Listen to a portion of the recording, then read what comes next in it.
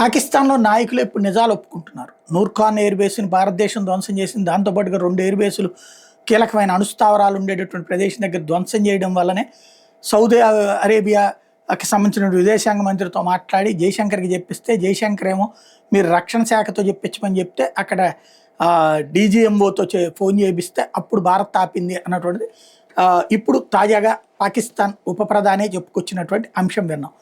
అట్లాగే అక్కడ భారతదేశం వరుసపెట్టి దెబ్బ కొడుతుంటే మనం చేష్టలుడికి చూసాం. వాళ్ళ యుద్ధ విమానాలు అత్తారింటికి వచ్చినట్టు వచ్చి పోయి మనల్ని దాడి చేస్తే దీన్ని ఏందో ఆలోచించుకోవాలని చెప్పినటువంటి వాళ్ళ ఎవరైతే ఎంపీలు వాళ్ళ పార్లమెంట్లో మాట్లాడింది చూసాం. ఇప్పుడు పాకిస్తాన్ సైన్యం ఆకలితో ఉంది, యుద్ధం చేయడానికి దానికి ఆహారం అవసరం, దాన్ని బలోపేతం చేయాలి.